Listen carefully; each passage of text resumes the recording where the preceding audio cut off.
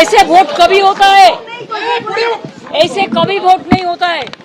ठीक বলেছো, ये तो लोकतंत्र को पूरा बालोटा बजा दिया। ঠিক বলেছো, আমরা 200-300 পেয়ে যেতে পারি।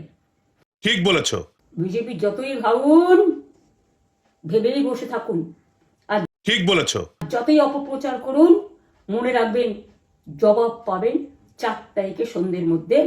অপেক্ষা করুন। নমস্কার, ভালো থাকবেন। ঠিক বলেছো। কদিন মানুষ মনে রাখবে, আবার একটা সরকার আসবে, সব বদলে দেবে। এটাই হচ্ছে নিয়ম জগতে। ঠিক বলেছো, আমাকে তো দেখতে হবে মানুষ যে ভোটটা দিয়েছে সেই ভোটটা যাতে রক্ষা করা যায়। আমাদের কাছে 6-7টা কমপ্লেন এসছে বলেই তো ছুটে এসছে। ভোট হয়ে গেছে, এখন গণনা করা বাকি, ধান কাটা হয়ে গেছে, এখন ফসল নিয়ে পদে বোঝা বাকি। দিদি নাকি স্ট্রং রুমে গিয়ে বসে আছে, ফাজলাম হচ্ছে। পরদিন শুভেন্দুবাবু স্ট্রং রুমে চলে গেল।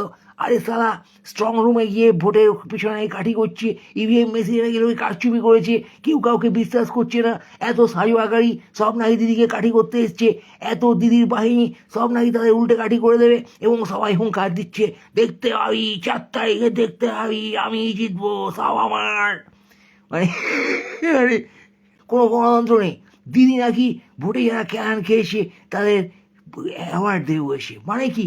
মানে তুমি আমার হারমাত বাহিনীতে যোগ দিয়ে খেলাখেলিতে অংশ নাও, তোমাকে আমি অ্যাওয়ার্ড দেবো, তুমি সেনা। এই যে একটা অল্টারনেটিভ সেনা বানানোর চেষ্টা করা।